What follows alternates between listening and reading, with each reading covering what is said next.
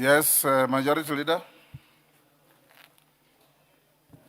Honorable Speaker, thank you. I have diligently looked for the CS and finally found him.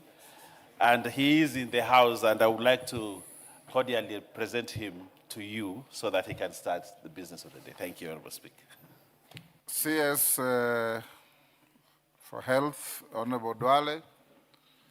You're here on the direction of the Speaker to speak to the House and the country on the issue of Ebola and the raging debate about it. This session will be exactly 1 hour. This is an allotted day. It is now 2:46. At exactly 2:46 members, we will stop. 3:46, we'll stop on this issue. So we'll allow the minister to deliver the statement to the House. Thereafter, I'll allow comments, questions to the minister. And at 3:46, we'll discharge him to go back to our allotted business. Minister, welcome.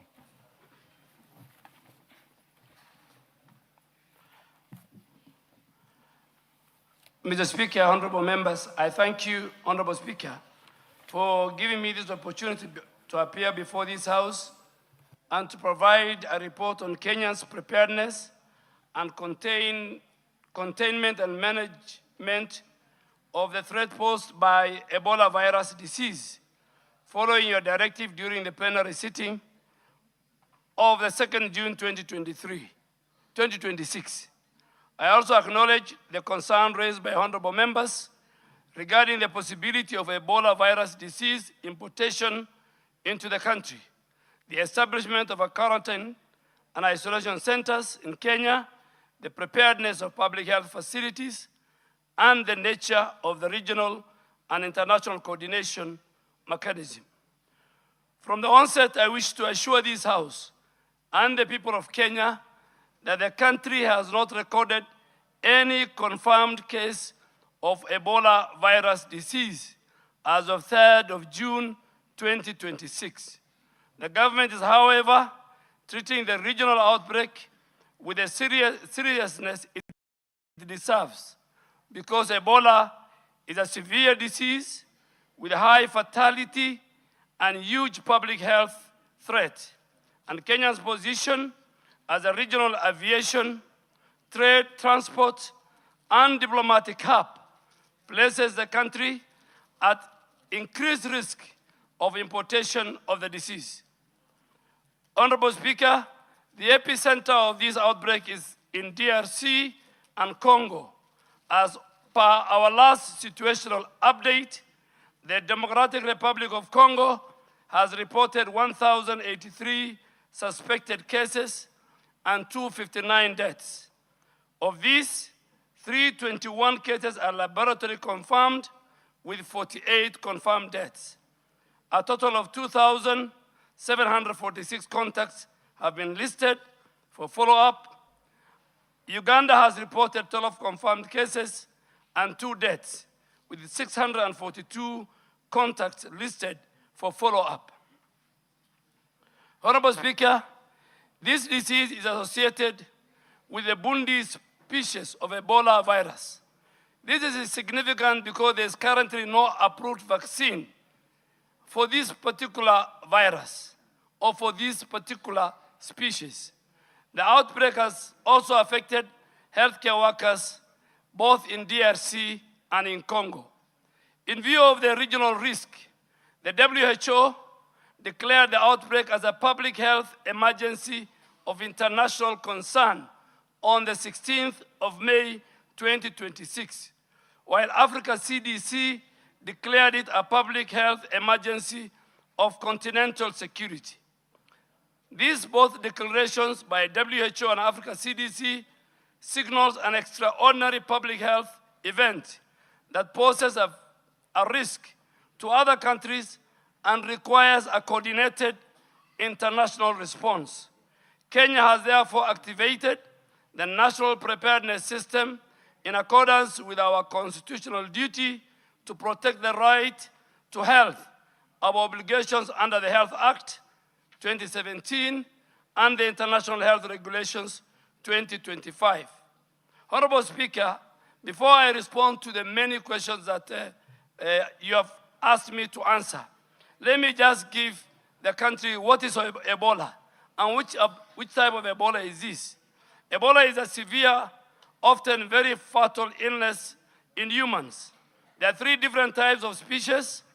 There's Ebola, Zaire, Sudan virus, and the current one we have, which is called Bundibugyo virus, which has the capacity to cause large outbreaks. The modes of transmission are many, Honorable Speaker and members. The infection index from contact to the wild animals. Thereafter, transmission occurs from person to person through blood or bodily fluids from infected persons or dead bodies. Transmission can also occur from contaminated surfaces or objects like bed linen and clothing or unsafe injection practices.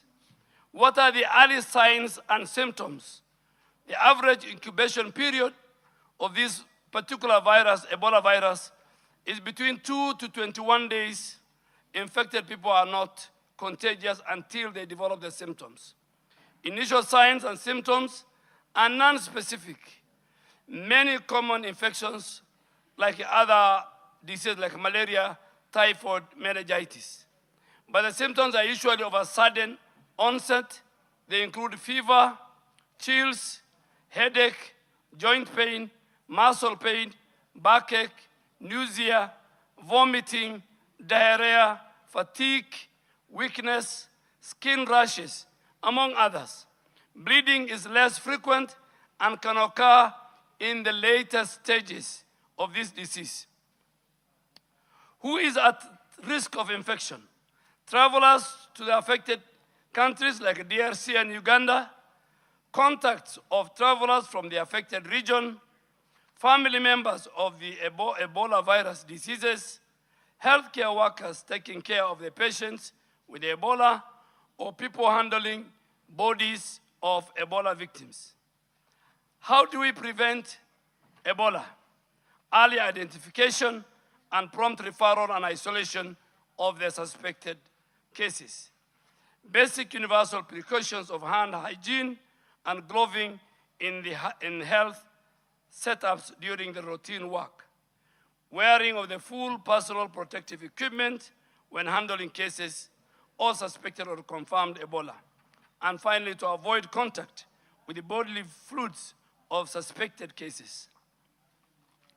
Honorable Speaker, allow me now to address the questions that appeared on the letter you addressed, and the first one was the measures by the government to manage and contain the threat of Ebola. Honorable Speaker and members, the government has activated a whole government preparedness and response framework led by the Ministry of Health through the Kenya National Public Health Institute. The National Ebola Incident Management System was activated on the 20th of May 2026 in order to provide a unified central command, coordination, and decision-making. This structure is supported both at the national and county public health emergency operation centers, which remain on high alert mode. 2, under this arrangement, we have also strengthened our surveillance of health facilities within our communities and the points of entry. We have issued advisories to all the 47 counties covering Ebola case definitions, infections prevention, control reporting protocols, guidance on isolation, sample referral, contact tracing, among others. Our rapid response teams, Honorable Speaker, have been placed on standby for deployment where alerts are reported.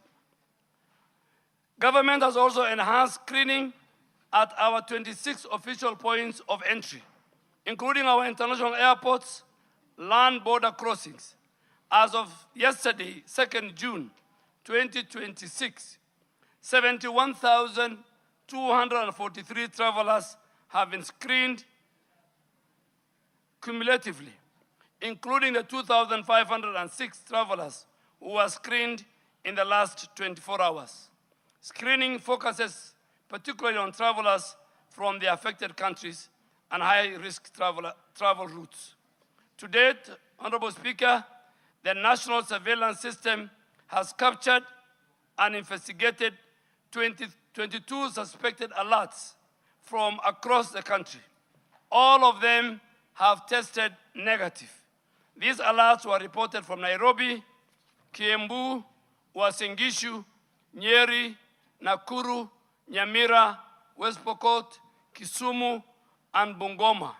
In the last 24 hours, 3 alerts from Nairobi, Uasin Gishu, and Bungoma were investigated and they were confirmed negative. Honorable Speaker, the Ministry has also operationalized the public communication mechanism, including the national number, toll number 719, which is our public health hotline, to facilitate communities to report, to do public inquiry, and to give health advisory. Public messaging is being disseminated through the national and the county channels in order to educate the public on the risk factors. Honorable Speaker, the second area you told me to address through the letter from Parliament was the preparedness of the public health facilities, the isolation units, the medical facilities, and trained personnel. Honorable Speaker, the House specifically requested a report on the level of preparedness of public health facilities, including isolation units, medical facilities, and trained personnel. And I want to confirm that the Ministry of Health has undertaken facility readiness assessment and continue to strengthen capacity at the national referral facilities and in counties considered at high risk. At the national level, Kenyatta National Hospital has prepared an 8-bed isolation and treatment unit and completed a dry run of how the index case will be handled. The facility has a separate waste management system to support the safe handling of infectious waste. The National Police Service Hospital has been assessed and has 49 beds ready for activation as part of the surge isolation capacity. At the county level, 29 counties have identified designated isolation and treatment sites. The Ministry of Health, the Kenya National Public Health Institute, and relevant regulatory agencies are undertaking on-site verification, quality assurance, spot checks to confirm that these facilities meet the required standard for infection prevention, control, patient flow, waste management, staff protection, and emergency referral. Honorable Speaker and members, these facilities are part of Kenya's national public health preparation architecture. They are not established for exclusive benefit of foreign nationals, foreign governments, or any special category of persons. They are intended to protect all persons within the territory of Kenya, including Kenyan citizens, residents, refugees, visitors visiting our country, diplomats, expatriates, and any other person who may require isolation, testing, or treatment based on the medical need and public health risk. This position is consistent with the Constitution, the Health Act of 2017, the Public Health Act, and the International Health Regulation 2005. If any person is identified within Kenya as a suspected or confirmed Ebola case, the correct public health response is to safely isolate, test, treat, and trace contacts within the jurisdiction where the risk is detected.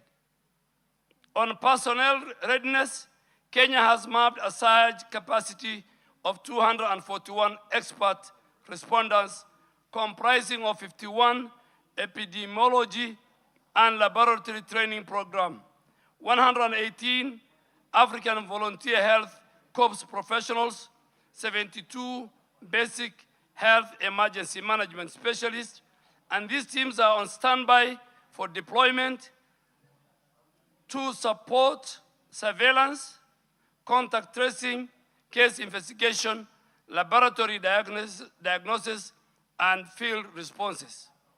Additionally, 1,069 national and county health workers have been sensitized on Ebola preparedness and response through a very structured virtual sessions.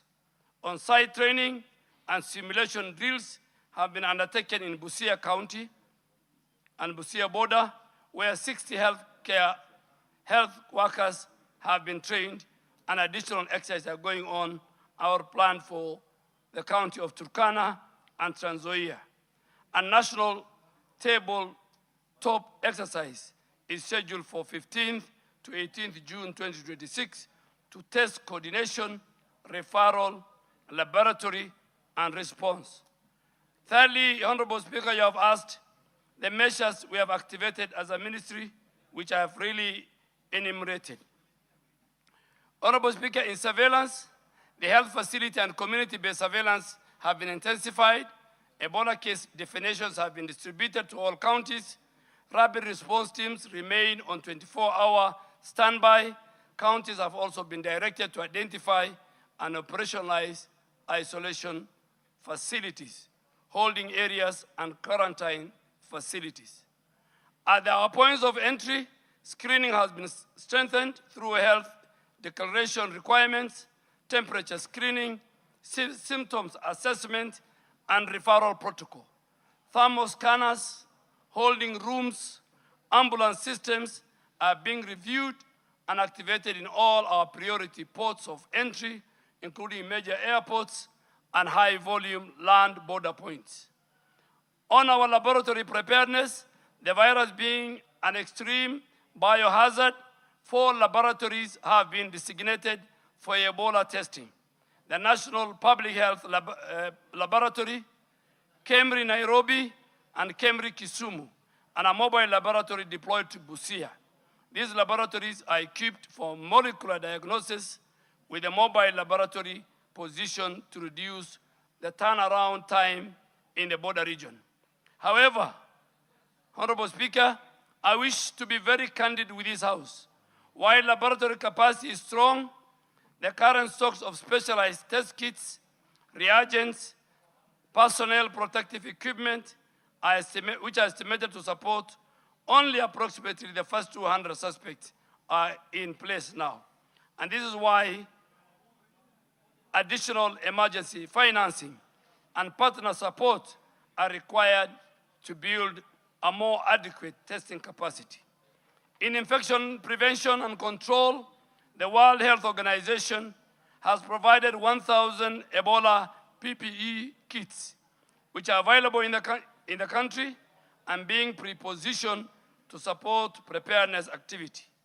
Initial preposition is focused on strategic sites, including Kenyatta National Hospital, Kenyatta University Teaching, Referral and Research Hospital, Mombasa, MTRH in Eldoret, Turkana, and other high-risk points of entry. Honorable Speaker, the fourth item was on regional cooperation, coordination with our neighbors, foreign governments, and international health agencies.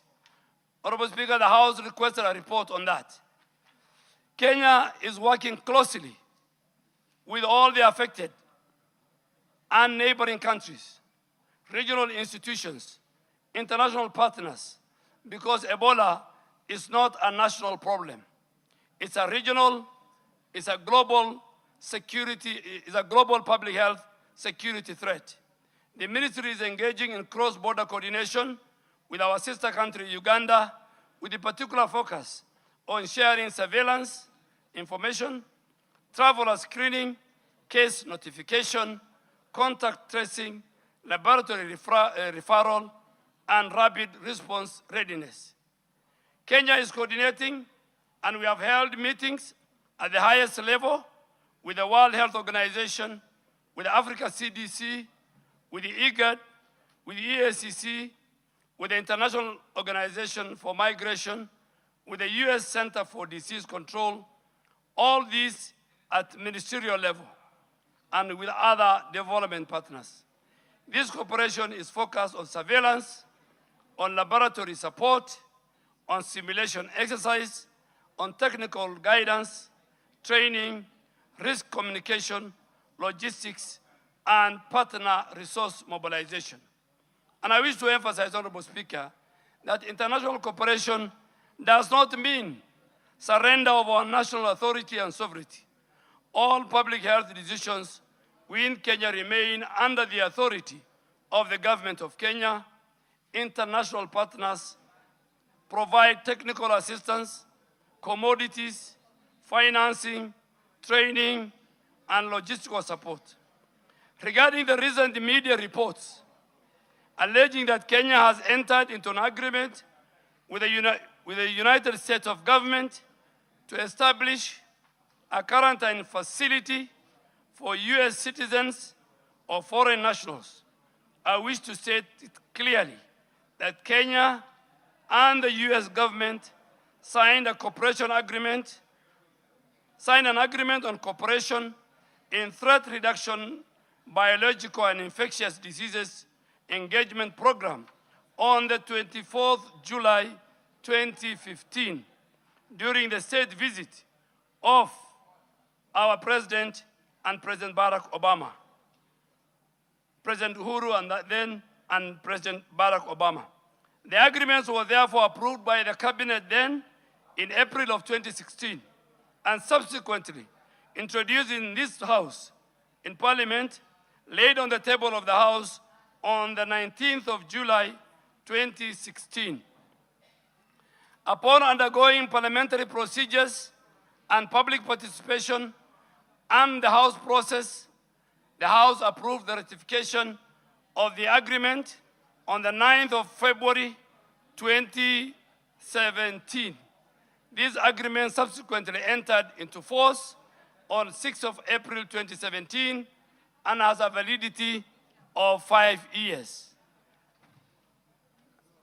And Honorable Speaker, the renewing of this cooperation was again signed and came into force on the 5th of April 2022, which the annex I have provided. The extended agreement has a validity period of 7 years and is valid to the 5th of April 2029. Further, on the 4th of December 2025, we again signed a cooperation agreement with the United States of government to strengthen Kenyan healthcare system on our different areas, including digital health, including HIV/AIDS, TB, and malaria.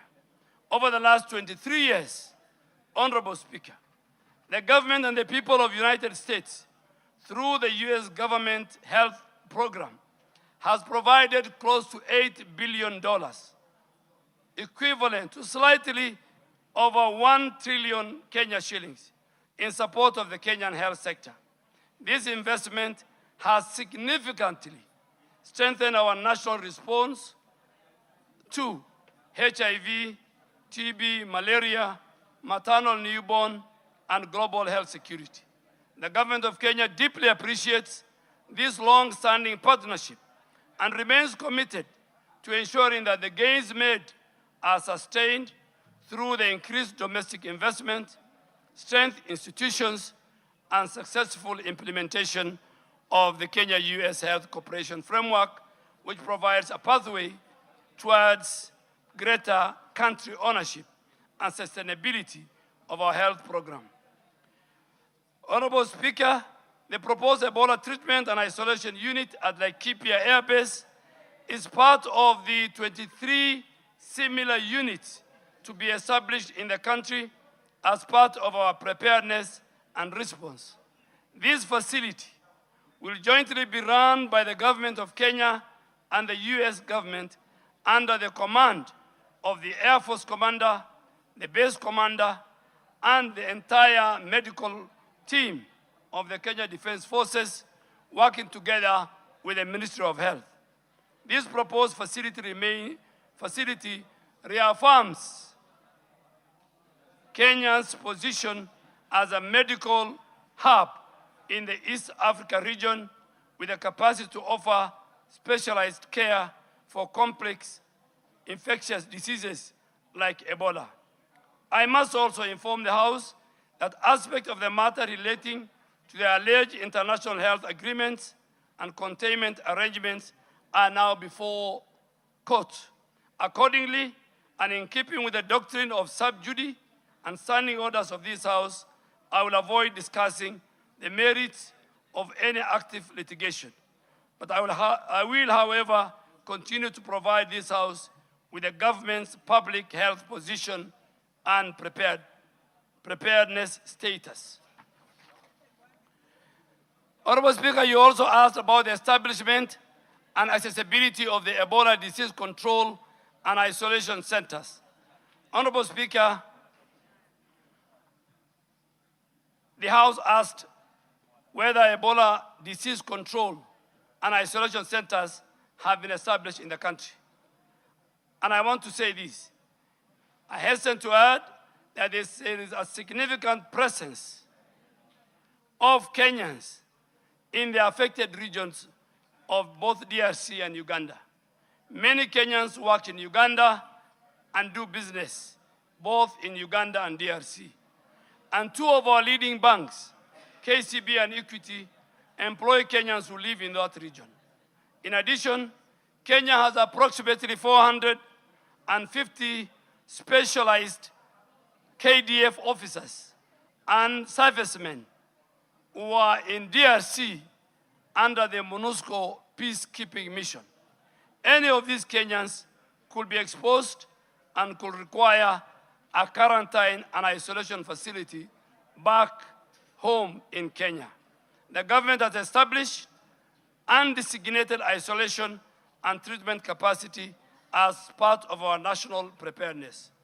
These include, I said, our national referral facilities, our county designated sites, temporary holding areas for points of entry, county isolation facilities. These facilities are being progressively verified for quality, for safety, and for readiness. And I want to reiterate that all such facilities are established for the protection of the people of Kenya and all persons within the Kenyan borders. They are not only foreign facilities, they are not for foreign facilities, they are not exclusive facilities, they are not facilities reserved for any nationality, they are public health assets established and coordinated under the authority of the government of Kenya. In the event of a suspected case, the response will be guided by medical triage, exposure risk, clinical need, and public health protocols. A Kenyan citizen, a foreign national, a refugee, a diplomat, an expatriate, or a traveler will be managed according to the same public health principles: safe isolation, testing, clinical care, contact tracing, prevention of further transmission. Our objective as government is to protect communities, to protect healthcare workers and the country. When a case is detected, the safest place to manage it is within a properly equipped isolation and treatment facility under the controlled conditions. Finally, Honorable Speaker, you have told me to give guidance on the public health guidance. Honorable Speaker, any person who develops fever, headache, vomiting, diarrhea after recent travel to the affected areas or one of their community members after contact with a suspected case should seek medical attention immediately and report through the 719 public health hotline.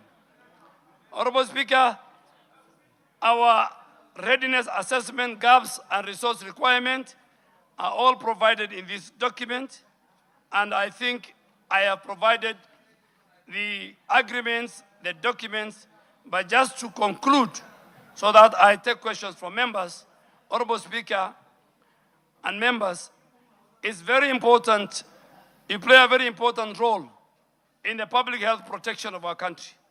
Misinformation during disease outbreaks can cause panic, can cause stigma, can delay health seeking and resistance to public health measures. I therefore request members of this House to support the Ministry of Health by amplifying accurate information, encouraging early health seeking behavior, supporting screening at border points of entry, and urging the public to use the official 719 hotline. Honorable Speaker, I want to repeat for emphasis, Kenya has no confirmed case of Ebola virus disease. Our surveillance systems are active. Our laboratories are functional. Our points of entry are screening travelers. Our rapid response teams are on standby. Our health workers are being trained. Our isolation facilities are being verified and strengthened. And the government of Kenya remains fully in control of the preparedness and the response architecture. Our approach is guided by science, the law, the national interest, the public health protection, and the international obligation that, as a country, we have. We will continue to act transparently. We will continue to act decisively. We will continue to respond responsibly in order to protect Kenyans and all persons within our borders. I thank you, Honorable Speaker, and I'm ready to respond to any questions from the honorable members. Thank you, Honorable Duale. Sarah Korere. Thank you, Speaker. Speaker, we've had a very elaborative explanation from the Cabinet Secretary. And Speaker, coming from Laikipia, we have a lot of reservations and especially concerns from the people we lead because we are representatives of the people. Speaker, it is clear that this Ebola is rare and fatal disease. And common sense will dictate that if this disease starts in a particular place,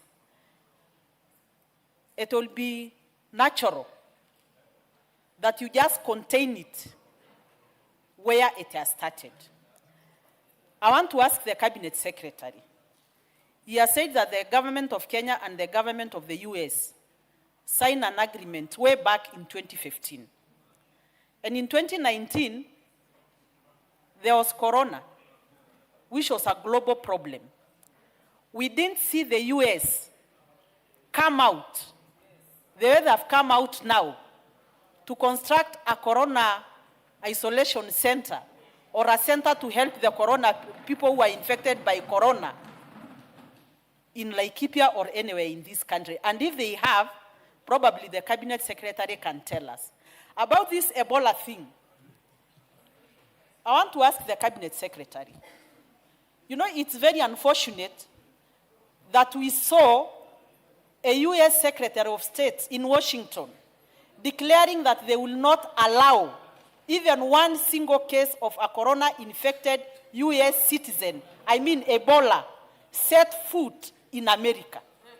So if they are infected in Congo, they will not take them to treat them in America. They will not treat them in Congo. They will bring them to Laikipia. And you know, members, allow me to say this. You know, the people of Laikipia, we have never healed from the aftermath of colonization. We still feel that even today we are still being colonized because half of our land went to the British colonizers and it later on went to their citizens, and we have never regained a single inch of the ranches they took from us. And now they want to bring Corona. And you know, I mean Ebola. And you know, I'm just saying because I represent people who are concerned that if Americans are to be flown to Laikipia Air Base to be treated there, what happens if this disease, God forbid, you know, leaks out and probably people around Nanyuki are infected by Ebola? Will the American government take charge and treat the Kenyan citizens the way they would like to treat the American citizens? That is one. You've made your point. There are No, many interests, let Sarah. me I finish. can't allow you to Finally. continue making a speech. I'm finishing, finally. The concern also is, we have a lot of tourism in Laikipia, and as I speak now, there is a lot of cancellations by the people who are traveling to the lodges of Laikipia. Can the cabinet secretary tell us, how are they going to communicate to the citizens? Because probably most of this mayhem is because of miscommunication. Whose message is it that the citizens are getting miscommunicated by people who are not in authority to give that information to them? Why should the people who are in authority didn't give the correct information to the citizens of Kenya and the citizens of Laikipia? Thank you, Sarah.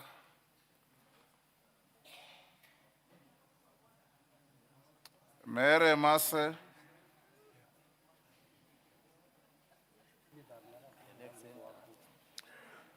Avoid the temptation to make speeches. Ask questions.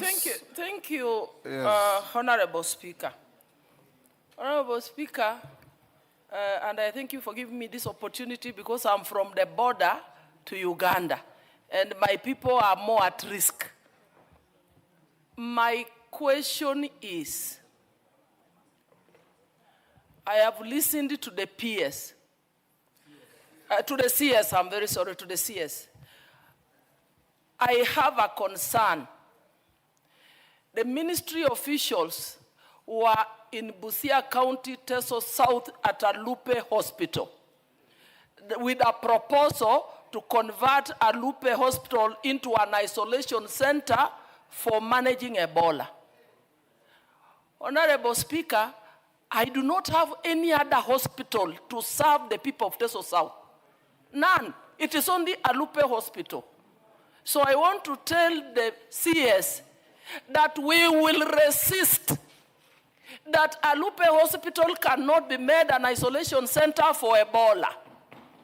Whereas I support the government initiative for preparedness to protect the people of Busia because we are at the border, let another venue be identified to build that isolation center. But Alupe will not be converted, Honorable Speaker. Robert Mbui. Minister, I hope you are recording the members and the questions.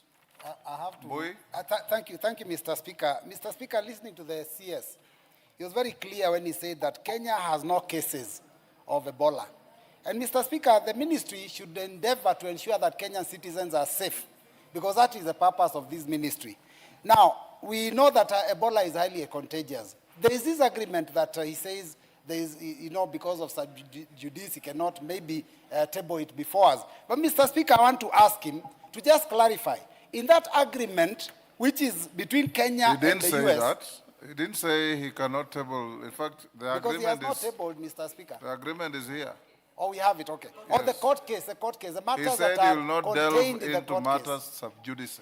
So, Mr. Speaker, I wanted to just find out, where in that agreement does it say that we can expose Kenyan citizens at the expense so that we can be able to save citizens of the US? It's very important that he points out that, because in my opinion, I think that cannot have been something that this House would have passed. And Mr. Speaker, finally, I also want him to clarify, is it true that this center that is supposed to be built in Mount Kenya region is supposed to be only meant to be used by US citizens and not Kenyans? He needs to clarify that for us. Thank you, Mr. Speaker.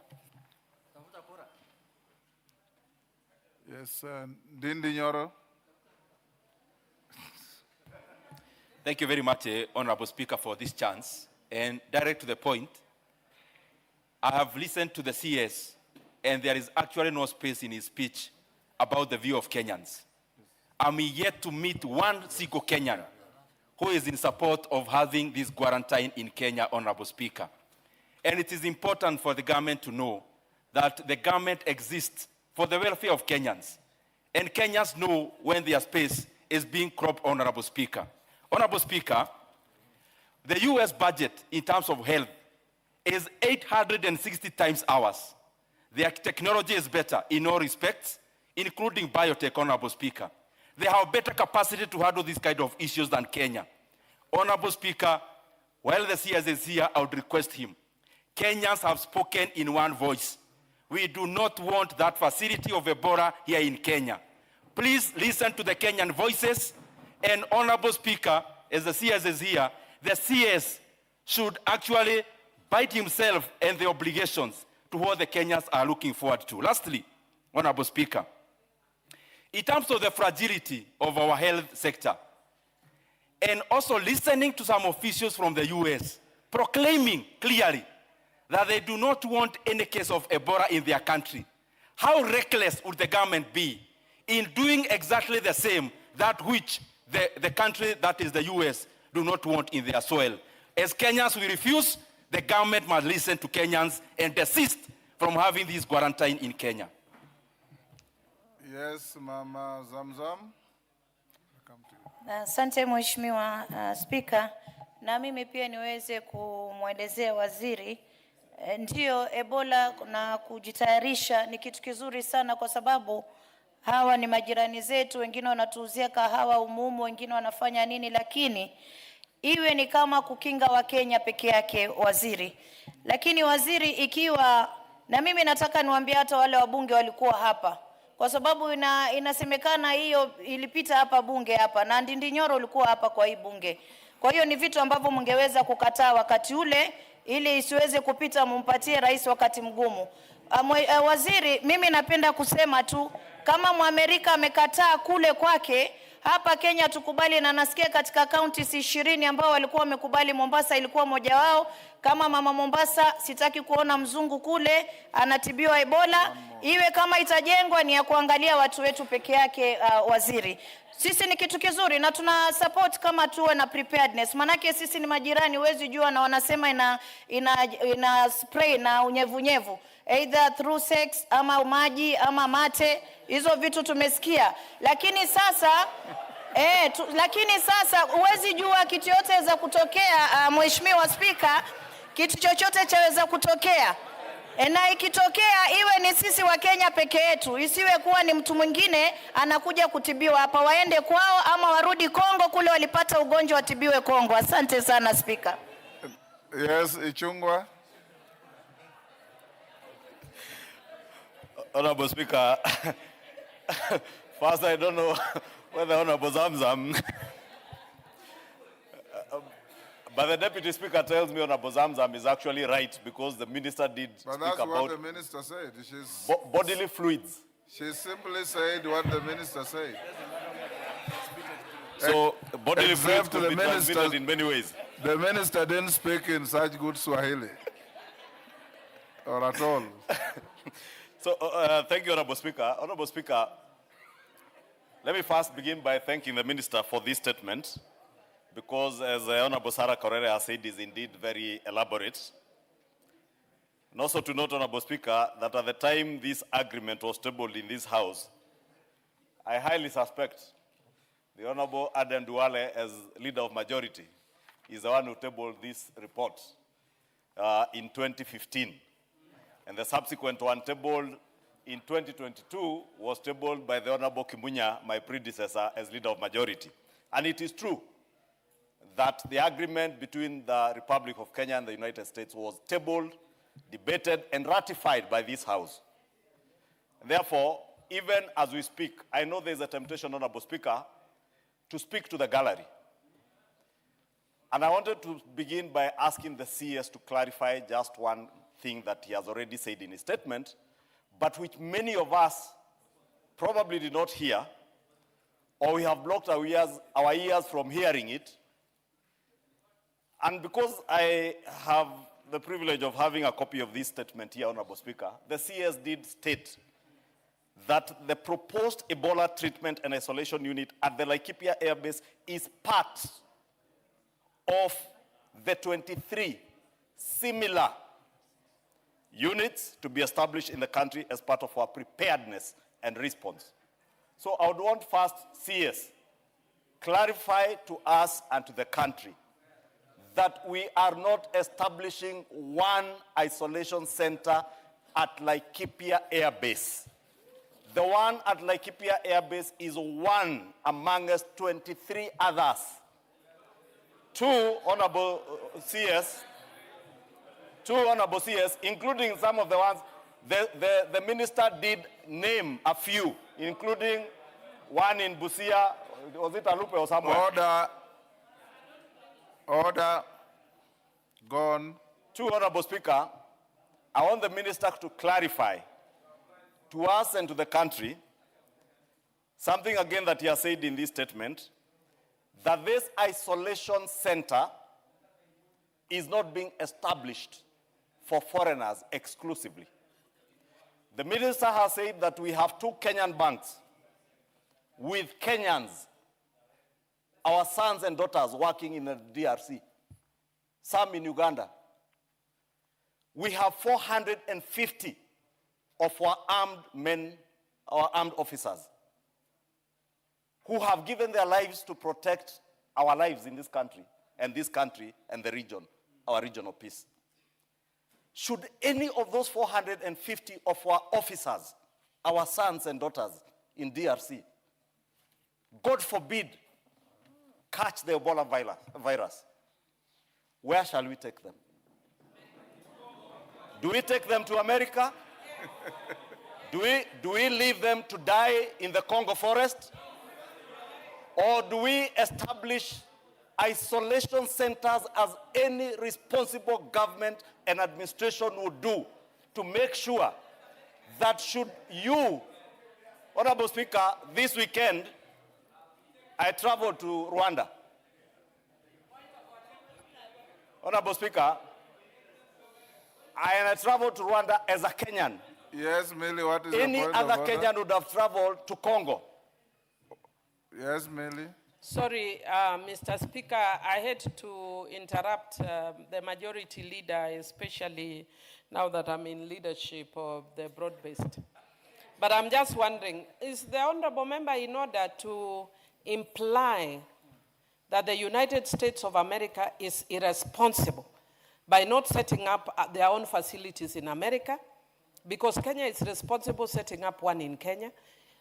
Are you in order implying that America is responsible by not setting up in their own country when they are a superpower and we are a minion power?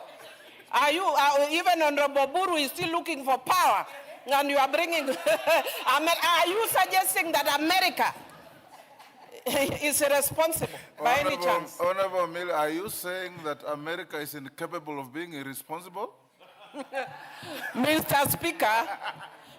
Speaker, I am actually asking for clarification. I am not saying, yes. Mr. Speaker, I plead the 5th Amendment. I just want to know from the... Okay.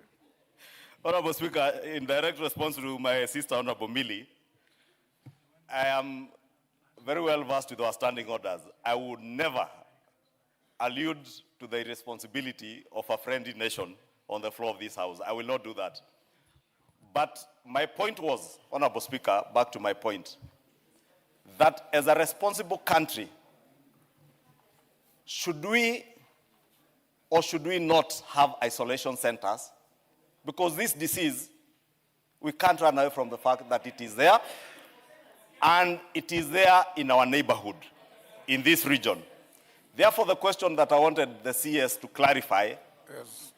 And I'm saying this, Honorable Speaker, deliberately in a leading manner, so that the CS clarifies for us and for the nation, this isolation center, from what I read in his statement, you know, Honorable Speaker, the problem is that members don't listen, like the member for Aldai is making noise and distracting me.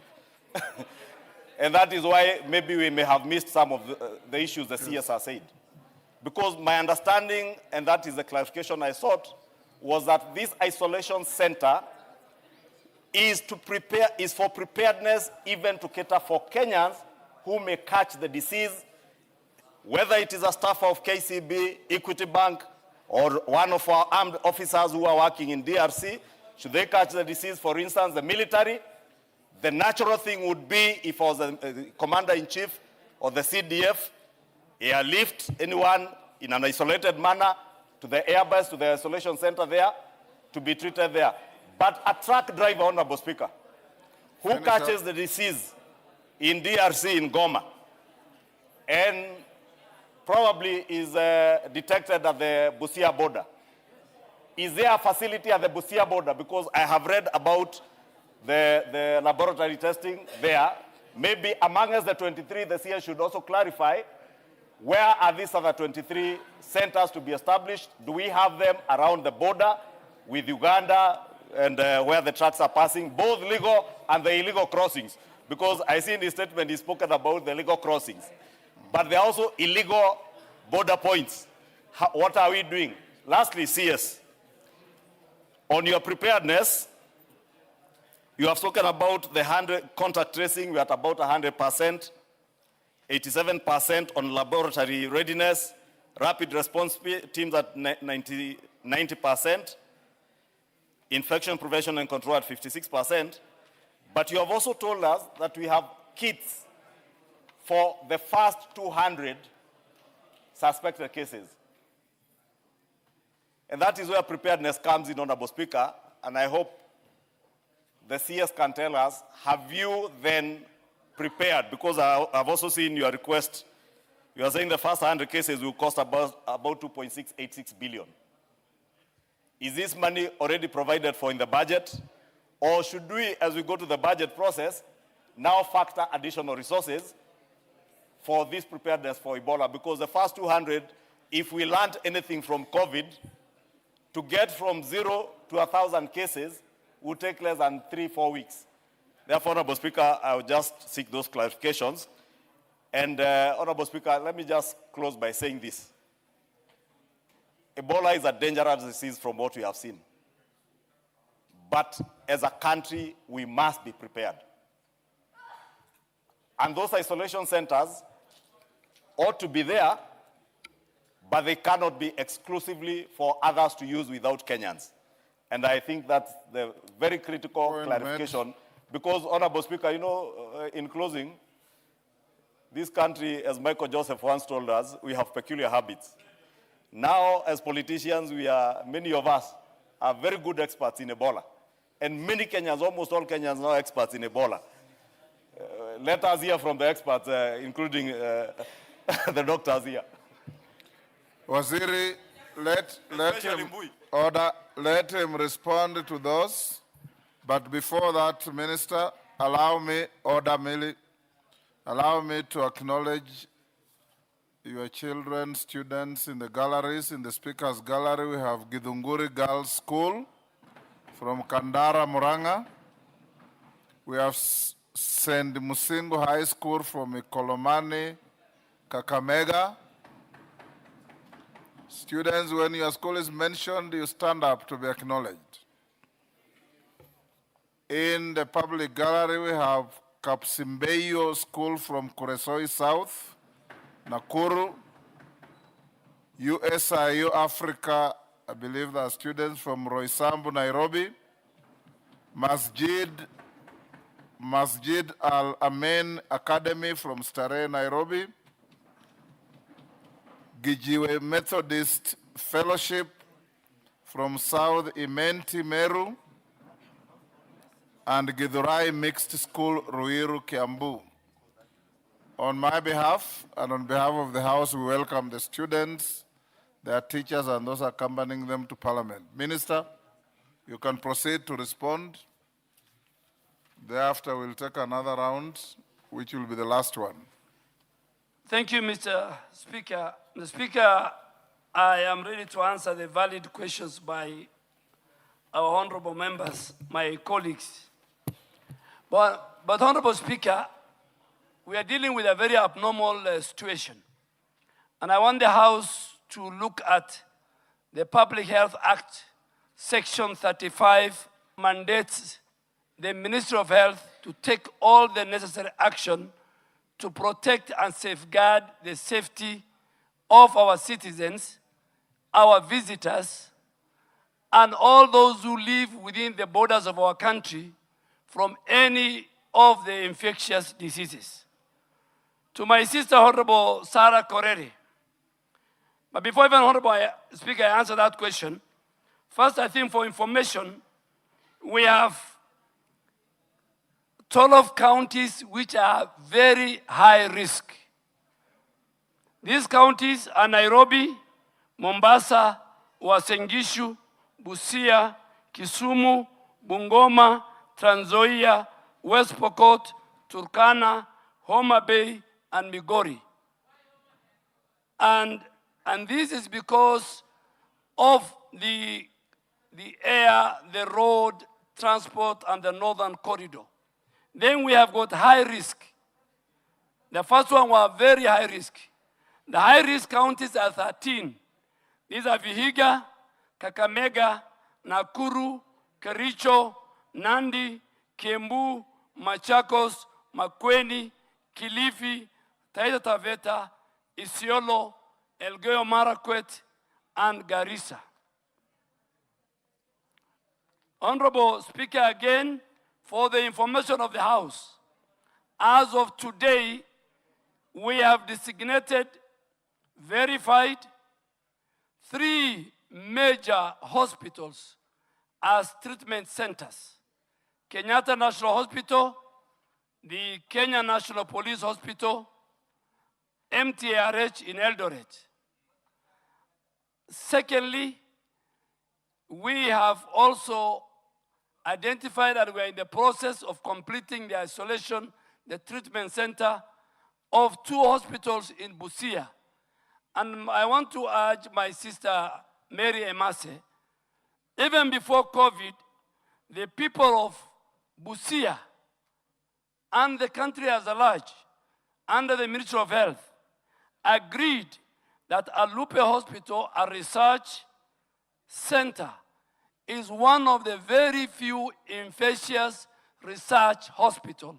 So in terms of qualification, that hospital is the most qualified because it's a research and infectious. Where have we done that? So in Busia, we have Alupe Sub-County Hospital, Referral Hospital, and we have Kocholie Sub-County Hospital.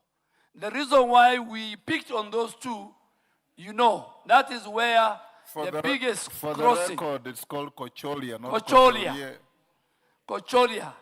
That is where the epicenter in terms of crossing from either DRC, our tracks, and the movement are. But we are doing assessment of these sites in the following counties.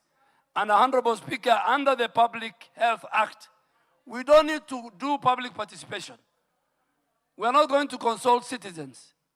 Even members of parliament here, when they fall sick, they rush to their doctor to make sure they get the best treatment. So this epidemic does not require any consultation. Tomorrow, God forbid, if Ebola is found in this country, this House will call me back here to this chair to ask me why are Kenyans dying. So before Kenyans die, before Kenyans are infected, we as a government have a moral, constitutional responsibility to protect both Kenyans and other people who are non-Kenyans who live within our border or who transit within our country. Honorable Speaker, on Laikipia Air Base is one of the 23 quarantine isolation center we are building.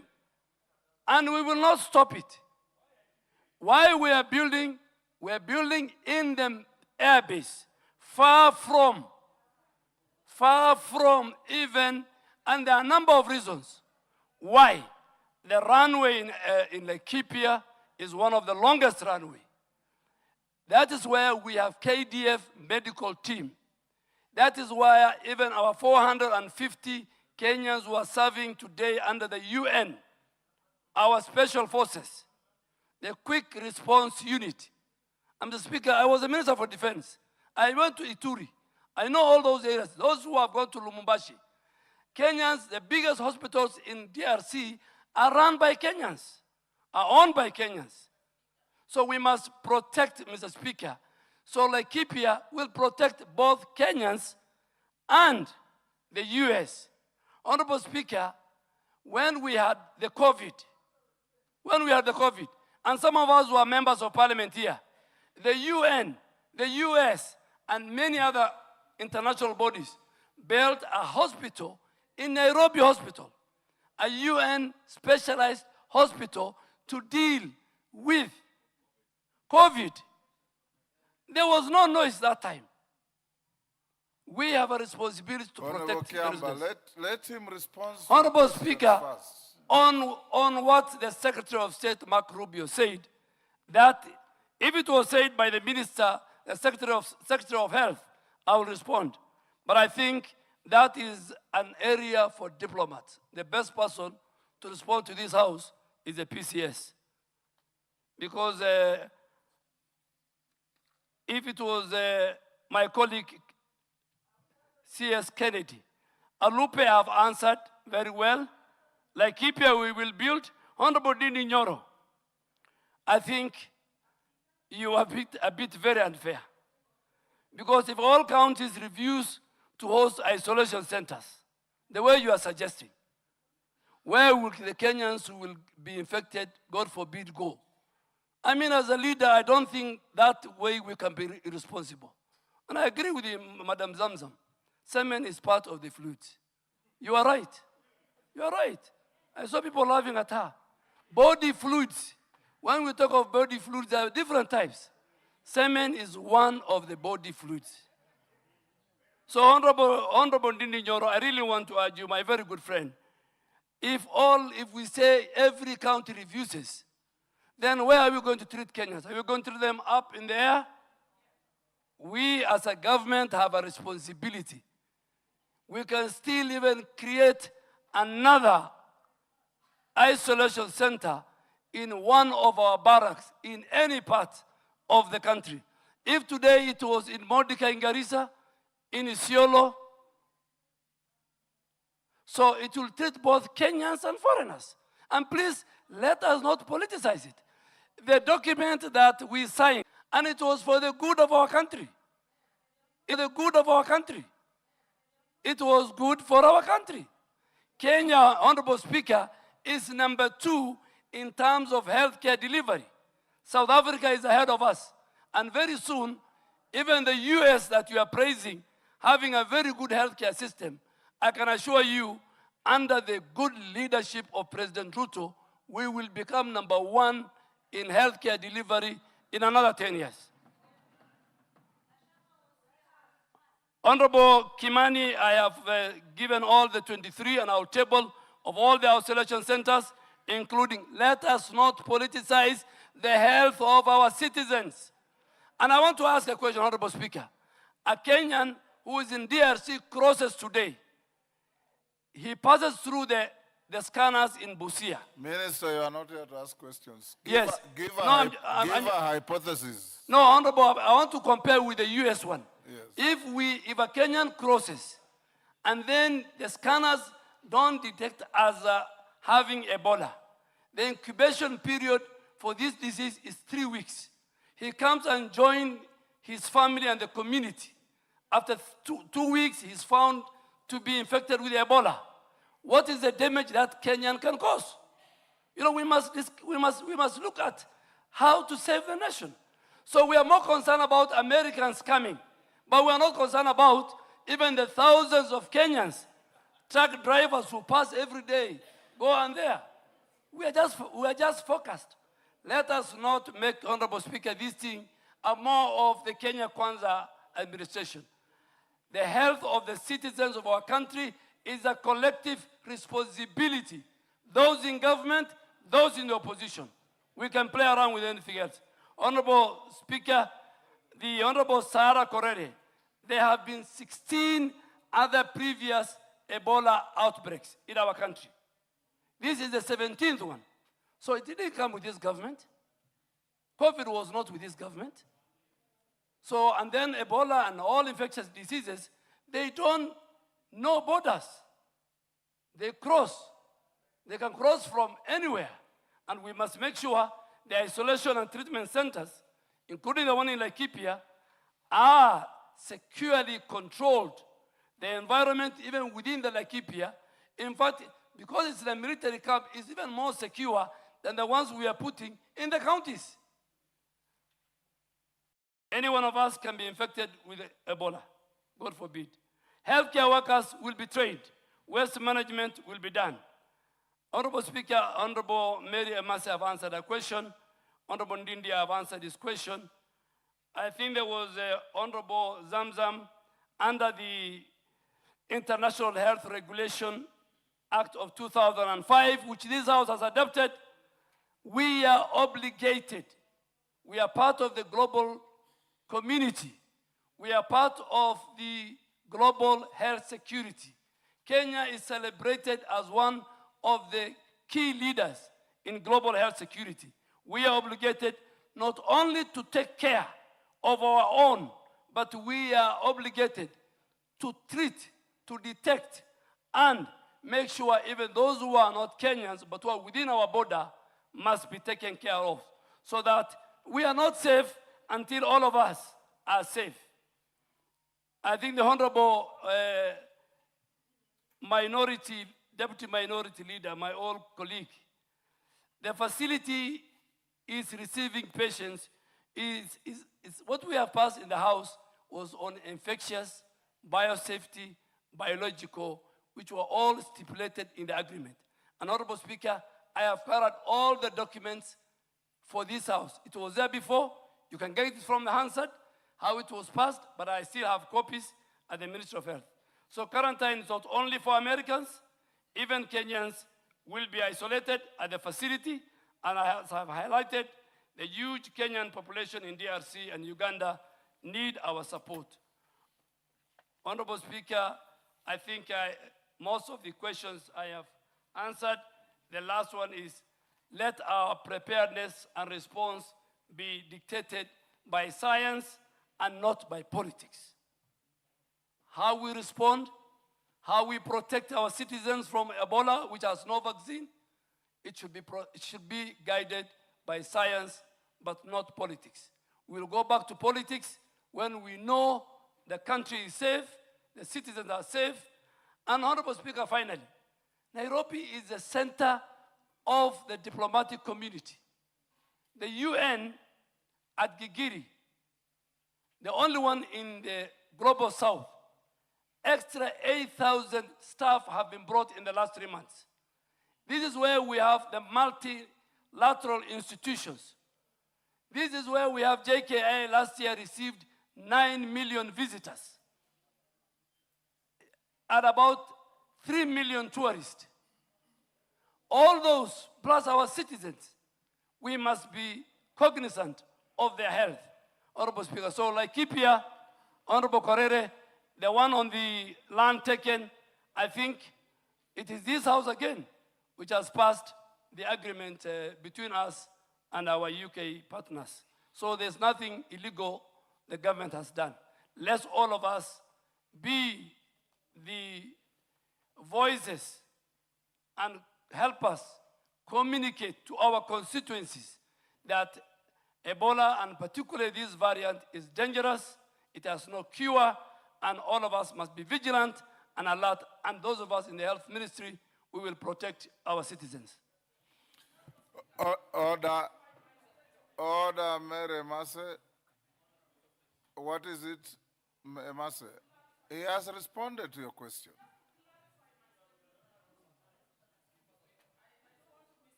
What is it you want to clarify? You want to May I have recount the what mic? you Thank said? you, Honorable Speaker. Honorable Speaker, I do not want to be misunderstood. In Teso South sub-county, I have 2 sub-counties. The only hospital I have offering the normal medical services to the community You said that is already. Alupe. Honorable Speaker, my position and the position of the people I represent is that there is enough land in Alupe. Let the ministry build an isolation center for quarantine purposes, away from the hospital, but not to take the hospital for that purpose. That is what we are objecting. Point made. You have made your point, Mary, and you and the minister are saying the same thing.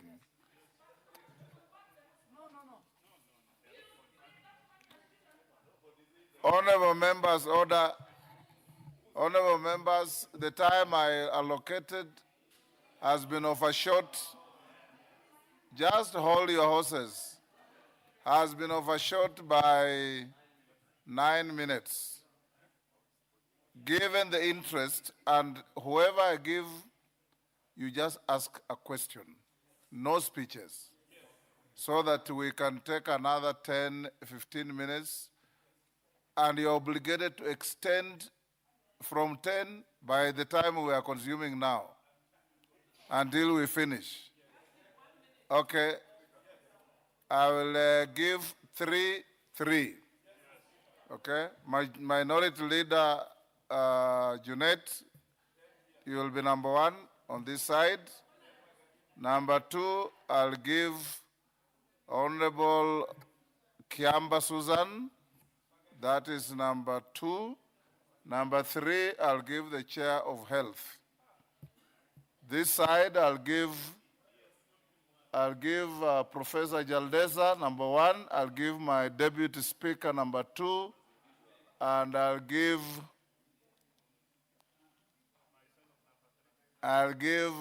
Madenge, number 3. I've already given members of your committee. So let's start with number 1 in quick succession. Junet, I'll come to you. After Junet, Kiamba, after Kiamba, Nyikal, in that quick succession. Mr. Speaker, thank you very much for giving. Mr. Speaker, I want to ask this. But having noticed that, Mr. Speaker, there is a ratified document by this House.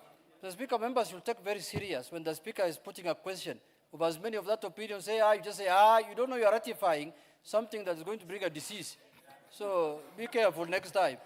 Next time, be careful, please. But Mr. Speaker, my question is, I have condensed this thing into 2 aspects, Mr. Speaker, and I want the Minister to clarify. What Kenyans are grappling with, Mr. Speaker, is how does the government intend to safeguard Kenyan sovereignty and decision-making authority? Just explain to the House how you have safeguarded your sovereignty and your decision-making. And then lastly, whether it is the foreign governments that will decide who gets admitted to those facilities, and whether you have done public and security assessment, and whether you have done that report public. If you answer those 4 questions, then Kenyans will be safe. Thank you very much. Next, Kiamba. Thank you, Honorable Speaker. I think my first one was point of order. Is it in order, there is no Honorable first Speaker? one. I've given you to ask a question. A point of order arises when a member is on the floor. There's no member on the floor. Ask the question. If you don't, you yield the floor. Thank you, Honorable Speaker. I would want to ask the Minister, now that Kenyans have spoken loudly and clear, that the context has changed and we no longer want this center, what is his recommendation? Does the wishes of Kenyans become irrelevant, or can dynamic Kenyans think, or once something is passed in this parliament, it's passed in heaven? Thank you. Yes, Dr. Nyikal. Thank you, Mr. Speaker. Mr. Speaker, let me ask one. Who will be admitted in this facility, and what would be the criteria for admission? 2, will people who are already sick be transferred to this admission? 3, will people other than Americans be admitted in these institutions? And on the contrary, will Americans be admitted in the other 23 institutions that were put in place? And why didn't we... Nyikal, I gave you an opportunity for 1 question. Okay, then then let me just, I've asked 3, I'll leave it there. But let me make a comment about the agreement, because I know the agreement, I remember the discussion, and I've had time to look at it. The agreement is a general agreement, Mr. Speaker. It is not just Ebola, it is other diseases, it is nuclear materials as well. And in every point in the agreement, it says with mutual agreement. at every point in that agreement, he said, with mutual agreement. So, Mr. Speaker, I only wanted to make those 2 points. What is the point of order, Carol Omondi? What's your point of order? Honorable Speaker, is it in order for the chair of the Health Committee to mislead the House and the nation that in those 2 agreements, which I have here and which I've read, there's a clause that provides for the establishment of an isolation and treatment center in case of any outbreak of Ebola or any other disease? There's none. I can read them out He for never you. If it said is, that. show us, tell us the article. Order, Honorable Carol Omondi. Order. Mr. Speaker, I said, Dr. Nyekal, I heard you clearly. Take your seat. Take your seat. Carol Omondi just wanted an entry to make an inflammatory statement. Yes. You never said that. Jaldeza? Jaldeza? Here, thank you. Order, Carol Omondi. Nyekal never said what you are saying. I'm closer to him. And I listen to all of you. Thank you, Mr. Speaker. Thank you, Mr. Speaker. I want to tell the House that Kenya is lucky to be having the leading and the best researchers in this region. Kenya has been taking leadership in leprosy research at Alupe, which was an isolation center. Mr. Speaker, when HIV started, HIV patients were actually isolated until people learned that it's not such contagious disease. And it was based at Cambridge, and it has done very well. And the research work which was done and the researchers were left behind for the country. Mr. Speaker, last COVID was such a threatening disease that we were actually trying to look for beds for patients who have COVID. And people are going to all sorts of funny places, including some hospitals in Kibera, and it saved people's lives. But the good thing, the Nairobi Hospital East Wing, was left behind for the hospital Yes, and for the Orero, country. what is the point of order? Oh. Mr. He has a Speaker, point of order. Let's hear him. is it right for my colleague to refer to Kibera as funny hospitals, even in Kibera? Is Kibera not a constituency? Yes. It's demeaning my constituency. Go on. Mr. Speaker, Kibera is a constituency, and it has the highest concentration of people in this country, and it deserves better services. Mr. Speaker, my point is this. Mr. Speaker, when this Ebola virus outbreak ends, what will be the benefit left for the country? That now we can say the country benefited financially in terms of resource and research from this outbreak. Deputy Speaker. Honorable Speaker, I would like the Cabinet Secretary to confirm to the members here who have objected to having the quarantine centers in their own counties that in our case, Uasin Gishu County is one of the quarantine centers. And because of our close proximity to Malaba border, we can be at risk and our people can be at risk. And that is the reason why we are not politicizing it. We are welcoming it because we know they'll take the necessary steps to make sure that we don't risk.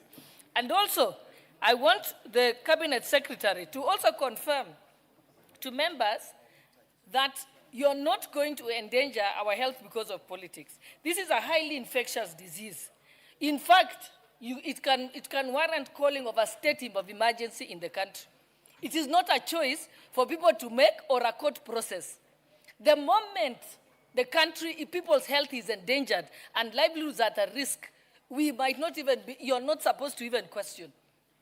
So I think it's important to know that that is not something that is within our prerogative to say, I don't want this hospital, or I do not want that hospital. And for Honorable Karoli Omondi, if you look at page 5, you will see the participants intend to collaborate in the following areas: surveillance, and outbreak response. What is exactly happening now is surveillance and outbreak response. All the steps that the Cabinet Secretary has read here are exactly those.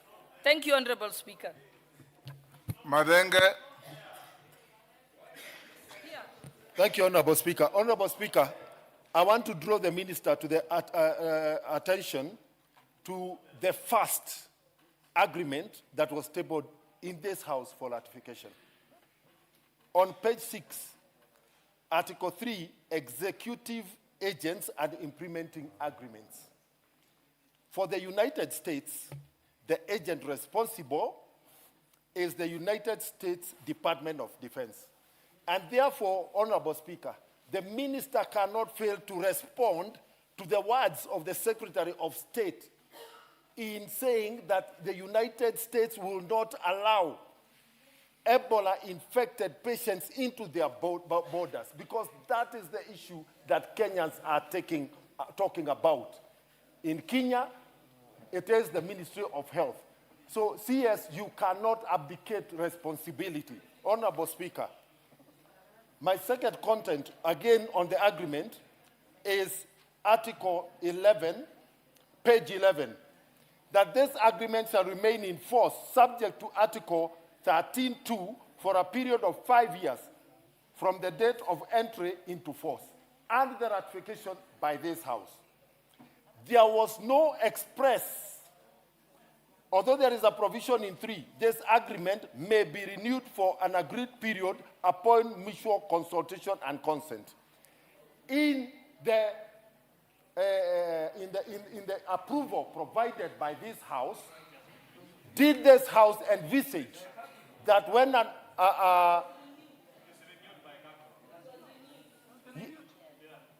am talking about the approval by the House. The approval by the House. In the approval by the House, did this therefore mean automatically that then when the Cabinet then renewed, that extended the approval granted by this House? Lastly, Honorable Speaker. I gave you an opportunity for one, Madenge. Allow me just one. The committee recommendations, Honorable Speaker. Number 5, the implementing review committee be constituted and should develop a mechanism for reporting back to Parliament on the status of the implementation of this agreement. How many reports, Honorable Speaker, have been brought to this House on the implementation? Minister, before you answer, let me give the Minority Whip, Millie.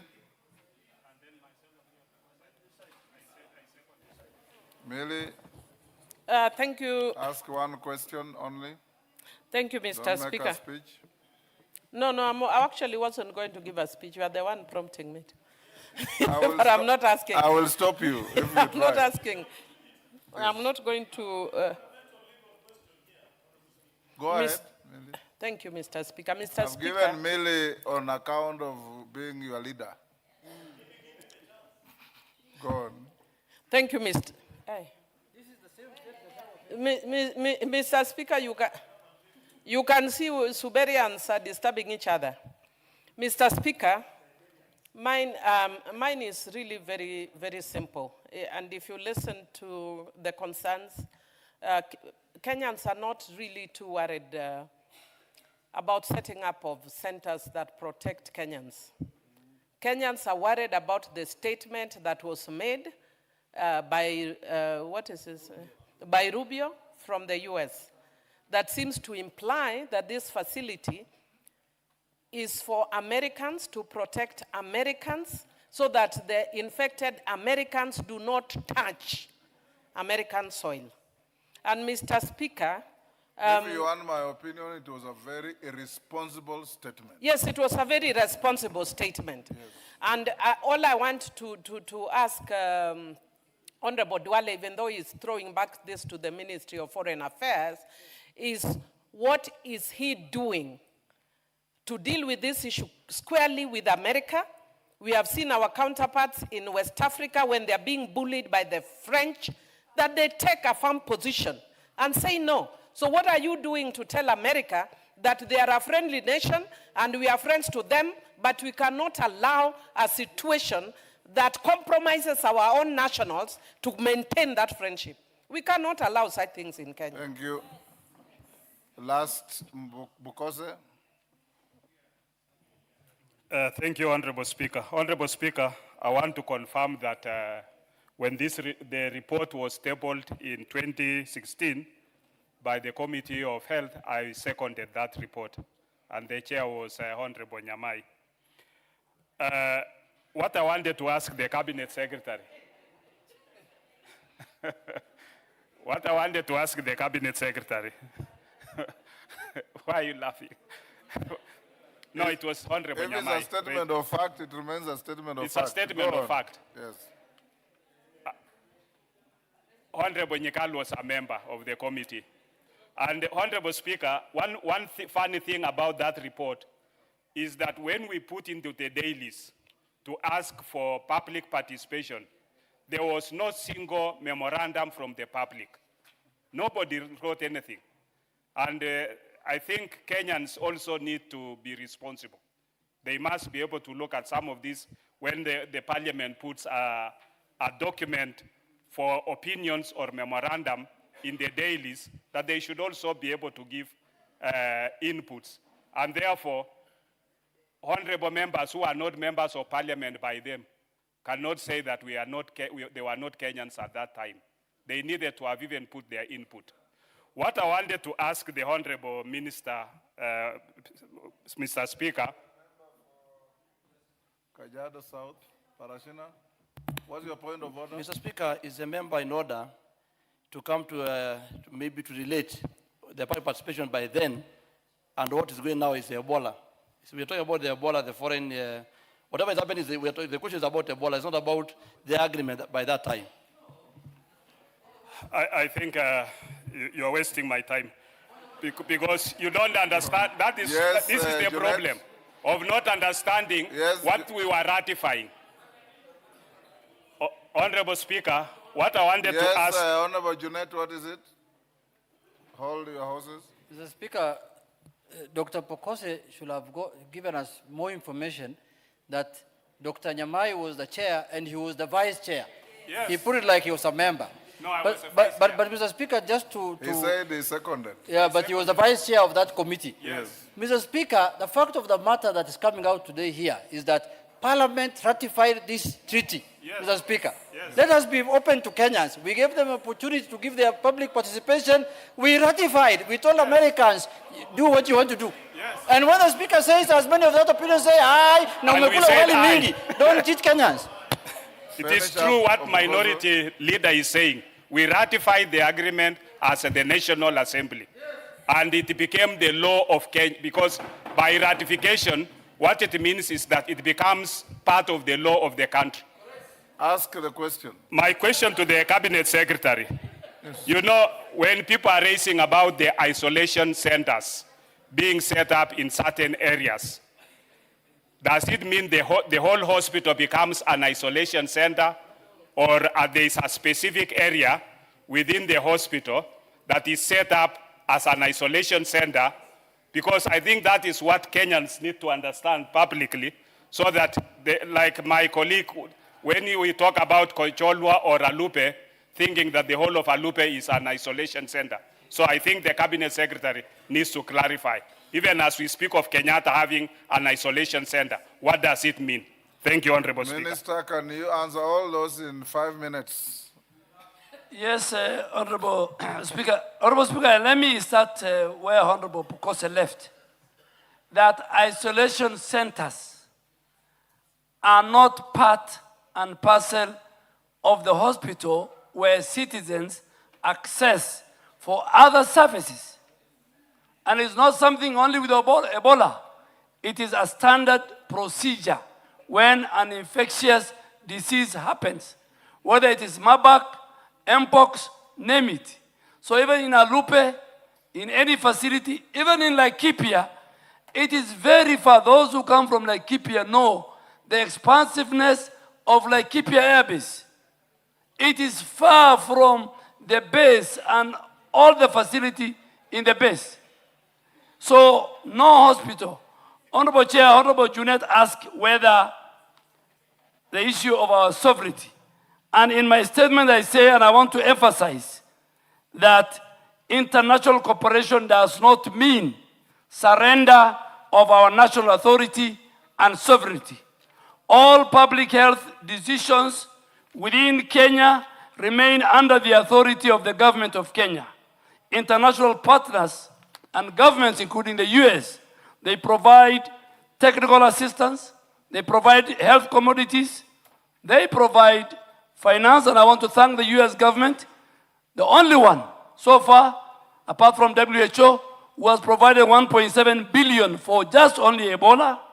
They provide training and logistics support within the framework approved by the Kenyan authorities, and which is consistent with the Kenyan laws. So, Honorable Junet, I want to assure you that all the facilities which are being established, including the one in Laikipia, for the protection of the people of Kenya and all persons within the Kenyan borders, they are not foreign facilities. They are not exclusive facilities.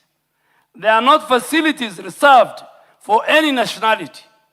They are public health assets established and coordinated under the authority of the government of Kenya.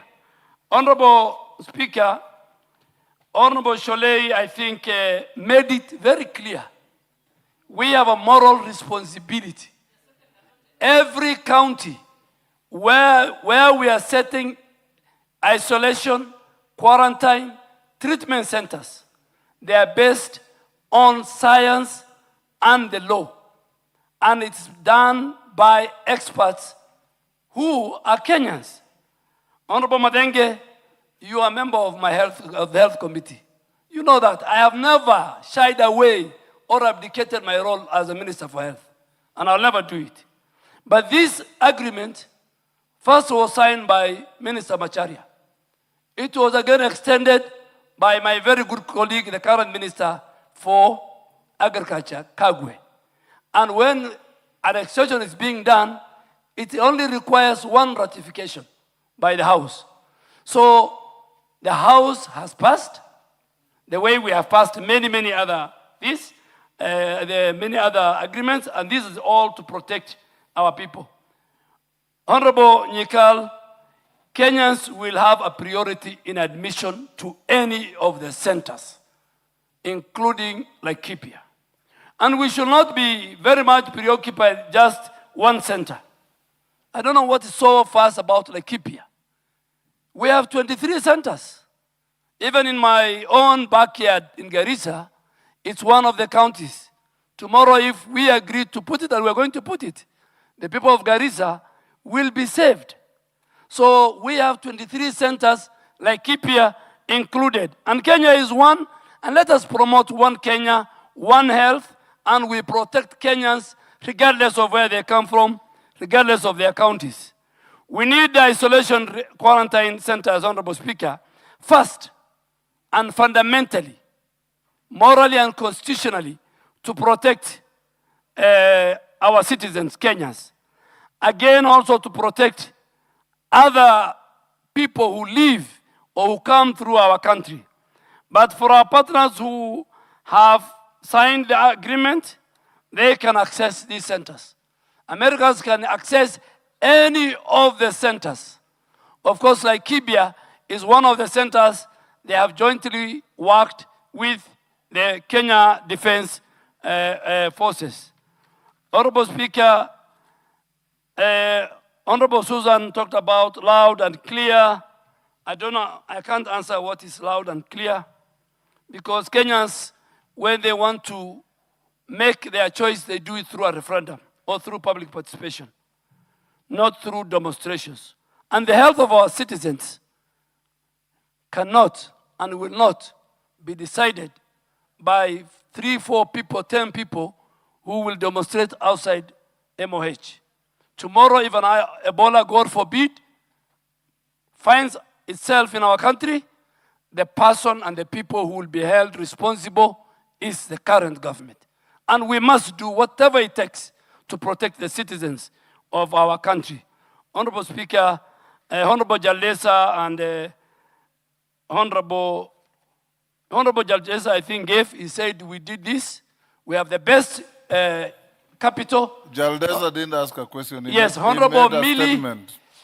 Please, my good, we join Millie, Honorable Millie, together to this House of Excellency, Honorable Speaker. Don't compare us with some other places. We are ahead. We are number one in the healthcare. We have a very good relationship with the US. They spent $8 billion. Today, the gains we are proud of in HIV, in AIDS, in malaria, in the capacity of the laboratories in Kisumu, like Cambry, CDC, Walter Reed in Kericho, those were built because of the partnership we have with the US government. For Mark Rubio, I think Senator Mark Rubio, the Speaker, has spoken about it. He's a former long-serving Kenyan foreign minister. He understands diplomacy better than me. I've never been a diplomat. Thank you, Mr. Speaker. We'll end there. Yes, Nyekal. Which one? Will people who are already sick where they are be transferred to this unit? Mr. Speaker, I ask that question because science and international practice is when people are sick of a disease in a pandemic or an epidemic, you treat them where they are. You don't move sick people to a place where there's no disease. I would want a question to that. And Mr. Speaker, let me also say, this agreement does not oblige the government to put an Ebola unit. This agreement was general. Yes. Honorable Speaker, even to Honorable Nyekal, even here members are sitting. We transfer our patients from one hospital to another hospital. Why do we do it? Because we want them to get better care. The healthcare system, and I don't want to be misquoted, the healthcare system there and the healthcare system for a Kenyan who gets sick.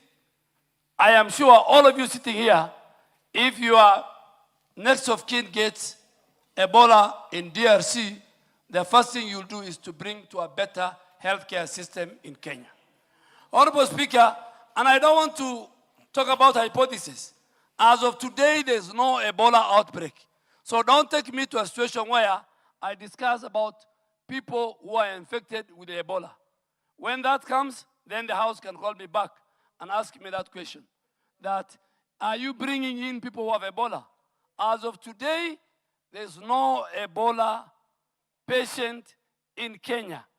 When that time comes, I am around, the House can call me back. And there, honorable members, we'll now go back to order number 8.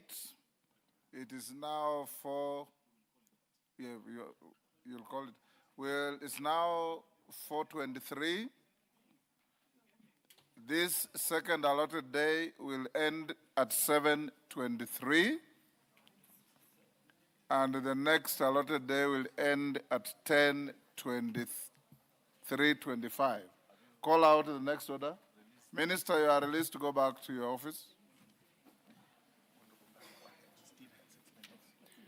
Order number 8, motion, consideration of the budget estimates for the financial year 2026-2027, general debate, second allotted day. My record shows the Honorable David Ndakwa, member for Malava, had 6 minutes to go. Ndakwa, you have the floor. Thank you, Mr. Speaker, to have given me this opportunity to continue with the debate on the consideration, the estimates for this financial year, 2026-2027. As I had done my first point, Mr. Speaker, I would like to emphasize on the youth funding, which is an empowerment programs for the youthful Kenyan population, which is a potential that remain underutilized. Mr. Speaker, to the little economic and employment opportunities, we must allocate more resources towards vocational training, enterprise development, innovation hubs, sports and digital skills. Mr. Speaker, we need to offer youth affordable credit facilities so that they can empower themselves where the employment is scarce in our country. Mr. Speaker, sir, empowering our youth is not just about expenditure. It is about investment of this country into the youth, which is for the future and the prosperity of this country, looking at the stability of the economy. Mr. Speaker, I'd like to comment something on education, whereby an educated society is empowered. An empowered society, Mr. Speaker, in the nature that we strongly advocate and enhance the funding of this education sector. Mr. Speaker, sir, education remains an equalizer to our standard of life, and most effectively is a tool in fighting poverty and also creating job opportunities. Looking at this budget, Mr. Speaker, we look at the allocation and find that it has been given a substantial amount of 789 billion towards education. Mr. Speaker, sir, this is a good gesture on infrastructure development. Mr. Speaker, sir, on the recruitment of teachers, whereby we need to have GSSC teachers to be confirmed because they are serving on contract. Mr. Speaker, sir, we are looking at the allocation of bursary, whereby the needy students are to be helped to enhance in their academics. Mr. Speaker, sir, bursary also as a conduit for getting to understand the measure of academic in our law society. The money that is given to education should be given a latitude in bursaries, whereby bursaries in our constituents is also giving lifeline to the low earners in our society. Mr. Speaker, sir, we need digital learnings to be enhanced, and also some improvement in learning environments, not just in local areas, but also in urban areas. A denied child to access education is a disservice, because for equity in understanding what education is all about, to acquire knowledge, Mr. Speaker, we need quality education and we need financial constraint. Mr. Speaker, sir, looking at this budget on healthcare, healthcare has been given an allotment, Mr. Speaker, that I find to be well, depending on the primary healthcare, Mr. Speaker. An improved access to healthcare, Mr. Speaker, it can keep some good survey in equipped hospitals, whereby health centers, like where I come from,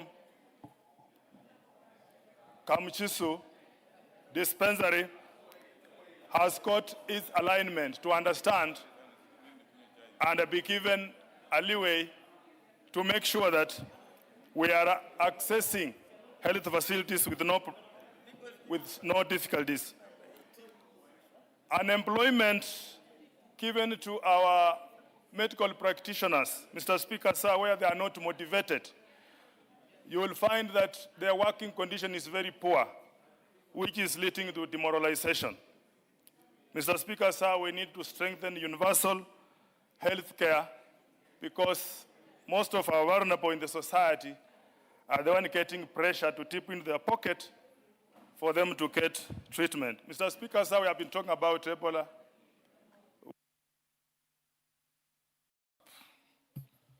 Martin Owino, did you speak to this? You, okay, get yourself out. Victor Koech. I'm following the screen. Thank you. Thank you so much, Honorable Speaker, for the opportunity as well to contribute to the motion that is before this House on the consideration of budget for the financial year 26-27, Honorable Speaker. I will constrain myself, Honorable Speaker, to the most of the basic needs. And as to why I say so, Speaker, is because where I come from and where we, members of the rural constituencies and single constituencies that we come from, Honorable Speaker, there are basic needs that still require proper budgetary consideration. Honorable Speaker, on matters education, as far as we are happy with what the Department of Education is doing and are planning to appropriate good monies to infrastructural development, Honorable Speaker, it is very paramount for this House, Honorable Speaker, in the future to as well consider the constituencies that are believed to be underdeveloped. Because, Honorable Speaker, a constituency like Chepaluku constituency that has 187 primary schools that are registered, that has 97 day secondary school that are registered, Honorable Speaker, that is a 5-ward constituency and getting an allocation of 192 in CDF, Honorable Speaker, it is paramount and it's reasonable that the budget and the chair for budget is here, and I'm happy he visited Bomet County, the first ever budget chair to visit Bomet County.